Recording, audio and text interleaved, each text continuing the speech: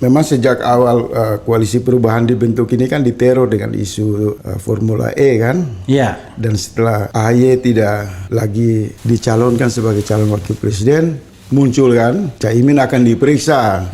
Kemudian di tengah jalan juga kan ada kasus yang menyerang Sekjen Nasdem. Iya. Memang ada perbincangan yang agak liar di kalangan khusus aktivis yang tidak di-capture oleh media. Iya. Menduga juga ada tangan-tangan lain yang bisa saja bukan hanya datang dari istana, bisa juga datang dari mereka yang bekas penguasa juga, yang masih punya kader di kejaksaan, di KPK, kemudian menggunakan sarana itu untuk menghabisi pihak yang dianggap merugikan kepentingan politik mereka. Maaf saja, kita juga menduga.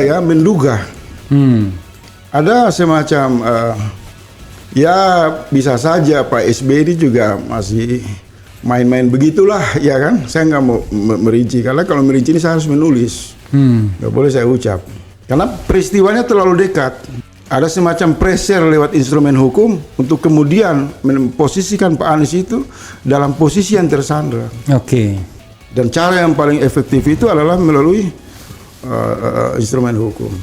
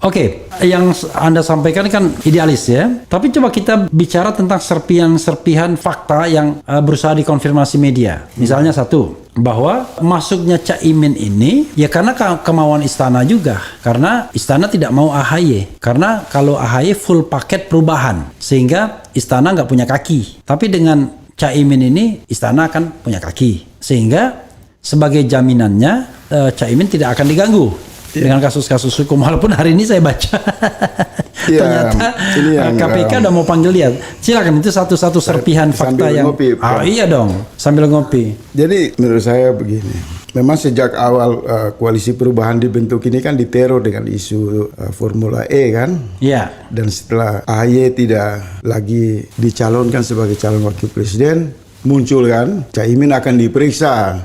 Kemudian di tengah jalan juga kan ada kasus yang menyerang Sekjen Nasdem. Yeah.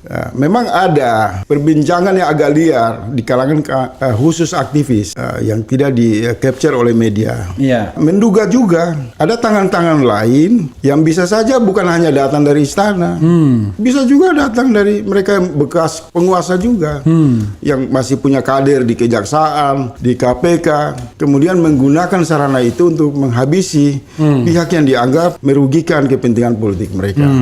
Jadi bukan hanya dugaan pada istana, di kalangan aktivis yang terbatas dengan pengalaman yang tersedia, maaf saja kita juga menduga. Ada semacam ya bisa saja Pak SBY ini juga masih main-main begitulah, ya kan? Saya nggak mau merinci, karena kalau merinci ini saya harus menulis, nggak boleh saya ucap. Karena peristiwanya terlalu dekat. Ada semacam pressure lewat instrumen hukum untuk kemudian memposisikan Pak Anies itu dalam posisi yang tersandra. Oke. Dan cara yang paling efektif itu adalah melalui instrumen hukum. Anda masih yakin bahwa orang seperti SBY masih memiliki jalur itu? Berkuasa 10 tahun, Pak. Oke. Kemudian itu kan sering muncul di dalam perbincangan. Tetapi saya mengatakan dugaan-dugaan seperti itu wajar saja. Semua di arena politik ini apapun kita bisa duga. Sama juga kan Pak SBY belum tabayun kan teriak pengkhianat. Ini orang belum berkuasa sudah menunjukkan sifat yang tidak baik. Ya namanya dugaan. Iya. Nah kita juga menduga jangan-jangan Pak SBY juga menggunakan tangan-tangan operasi senyap untuk menghabisi pihak yang dianggap menghalangi kepentingan anaknya untuk jadi cawapres. Oke, dugaan. Kalau misalnya ya kita kembalikan pada pernyataan SBY lalu dilanjutkan dengan keluarnya mereka dari koalisi dan paling masuk akal kalau tetap mendorong Demokrat sebagai partner dan AHY sebagai wapres, maka kan paling gampang masuknya ke Ganjar. Iya. Karena Ganjar AHY itu paket yang juga menarik karena sekarang Ganjar nggak punya pasangan. Nah, kira-kira kalau memang paket itu Anda melihat gimana masa depan Demokrat dan pasangan itu sendiri? Iya, tadi di awal diskusi kan saya mengatakan memang Pak SBY berusaha untuk mendapatkan AHY, peluang AHY ya di Anies, tapi kan di waktu yang sama juga kan berdagang dengan Ganjar. Iya. Kalau menurut saya memang Ganjar AHY juga bagus. Tapi mereka tidak bisa mengusung agenda perubahan. Ya, cuman punya peluang menang. Iya, cuma tapi agenda perubahannya menang juga agak diragukan. Oke. Kalau merujuk kepada survei-survei yang diduga hanya melakukan propaganda, maka itu jebakan. Banyak pihak juga berharap seperti itu dan Pak SBY tadi kan sejak kemarin mengirim pesan kemesraan dengan Ibu Megawati. Kemudian juga tadi kan mengutip bahwa hubungannya dengan PDIP, Pak Ganjar kan juga bagus. Ya, bahkan pernah diminta oleh Prabowo datang ke Pacitan gitu-gitu. Sebenarnya kan kita juga berdoa kalau memang ada semacam senyawa, ya Ibu Mega buka pintu lah buat Pak SBY. Untuk kalau orang silaturahmi kan bagus. Yeah. Siapa tahu Pak AHY bisa diterima oleh Ganjar. Tapi saya memberi saran, nanti kalau ditolak jangan lagi caci maki. Kok Anda sinikal banget ya? Enggak, saya melihat enggak menarik begitu. Mestinya kan mereka itu kan persoalan internal. Ya, misal soal surat tangan itu saya pribadi sebagai rakyat. Jadi maksud Anda ya stay lah pada nilai value, ya. Jangan stay pada begini pada jabatan. Bung Refli. Iya. Kita ini berunding di satu ruang yang tertutup. Ya. Kita pribadi berunding. Ya. Ada catatan-catatan kita yang kita pahami hanya di antara kita. Itu kan trust. Kemudian kita buang keluar. Ya. Bagaimana secara etika hubungan kita berdua? Iya. Itu menunjukkan bahwa perilaku seperti itu orang akan takut berunding dengan Demokrat. Wah bahaya nih.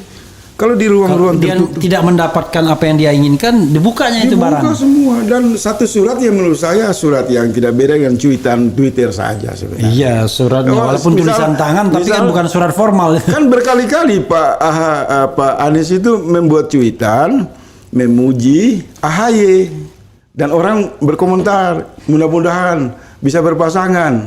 Itu juga kan tidak beda dengan surat yang dibuat oleh Pak Anies kepada AHY. Tapi coba satu hal kita lihat. Kenapa Anies Baswedan kemudian kesannya nurut aja dengan Surya Paloh dalam kasus ini? Saya bisa tanggung jawab itu karena saya mengkonfirmasi itu. Oh, kenapa? Tadi saya mau bilang begini, ini izin sekali. Saya tidak main di pinggiran. Iya. Saya mengkonfirmasi semua informasi yang strategi dan saya tahu sebenarnya sudah 2 bulan lalu. Iya. Menarik ini. Ayo. Sudah 2 bulan lalu sinyal itu kita berikan bahwa kita menolak sebenarnya AHY. Tetapi dianggap yang ngomong kan Faisal. Kan begitu kan? Oke. Sebenarnya sinyal itu sudah mengatakan AHY tidak calon wakil presiden lagi. Karena Dan diikuti oleh proses penundaan. Penundaan itu menegaskan bahwa mencari figur yang ideal. Kan begitu kan? ya. Hanya saja sinyal yang begitu kuat seolah-olah diabaikan. Masih terus berusaha lah kawan-kawan Demokrat ini dengan segala penggalangan opini untuk terus mengunci Pak Anies dalam posisi yang sangat dilematis. Karena kenapa AHY kemudian tidak lagi sejak 2 bulan yang lalu? Sebenarnya mereka sudah tahu itu. Karena mereka sudah tahu, maka mereka menyiapkan ledakan. Oke, desak-desakan. Ada ledakan. Sekarang ini IT, teknologi, Ya. sangat mudah mengkonfirmasi semua itu. Mereka bicara apa, di mana, bikin apa. Oke. Terus rangkaiannya bisa dikonstruksikan. Jadi ledakan hari ini bukan sesuatu yang spontan. Oke. Sudah memang disiapkan dari 2 bulan lalu. Mereka harus mengambil satu posisi yang play victim seolah-olah terzalimi. Oke. Dengan harapan untuk terus menarik simpatisan barisan pendukung perubahan untuk membesarkan elektabilitas Partai Demokrat. Itu kan tujuan. Kenapa kemudian tiba-tiba Anies yang pernah mengirim surat tiba-tiba kok nggak yakin lagi dengan AHY? Anies mengirim surat bagaimana? Anies kan pernah meminta Nah, itu masalah AHY. tanggal yang mesti dikonfirmasi pada bulan apa? Iya. Pada Januari, Februari, Juni, Juli. Oke, Jadi, maksud saya adalah let's say misalnya hari ini saya kirim surat, lalu sebulan lagi saya tidak yakin. Saya cuma bukan suratnya, bukan soal etikanya. Menurut Anda kenapa kemudian tiba-tiba AHY tidak lagi menjadi faktor untuk menjadi duet itu? Kan begini, Anies secara pribadi kan punya pendapat. Iya. Iya. Pribadi dia mengatakan, kita asumsi saja, Ya. dia senang dengan AHY, dia senang dengan Mas Gatot, dia senang dengan Caimin atau siapalah. Tetapi kan ada namanya pendapat partai politik dengan kalkulasi yang mereka bawa masing-masing. Iya. Dan itu kan telanjang di ruang publik. Secara secara perlahan-lahan dimunculkan. Dengan menunda pengumuman calon cawapres, berarti orang awam saja berkesimpulan AHY ditolak, akan Iya. dicari calon yang ideal. Iya. Maka semua perangkat dalam proses lobby, ucapan, komitmen tertulis, semua instrumen itu batal, tidak bisa lagi dirujuk. Kalau Anda pernah mengikuti RH Channel, tuh saya berapa kali kan mengindikasikan itu kan, delaying itu memang ada keraguan Anies untuk mengambil salah satu yang AHY. saya juga rujuk, saya Iya. dengar itu. Iya. Abang banyak kali memberi sinyal-sinyal itu. Iya. Clue-nya banyak sekali. Maka oleh sebab itu menurut saya begini, Bang, selain keinginan dari keinginan partai politik, saya juga berharap orang-orang seperti Abang dan seperti para tokoh-tokoh civil society ini juga harus segera melakukan konsolidasi untuk mengingatkan semua pihak bahwa yang namanya gerakan reformasi bukan saham yang disandra oleh ketua umum partai, tapi ini saham bersama seluruh rakyat yang memang sungguh-sungguh berjuang tulus untuk perubahan. Harus ada kekuatan ketiga juga yang mengingatkan semua ini. Semua urusan yang berkaitan dengan prinsip kepentingan pribadi harus diakhiri.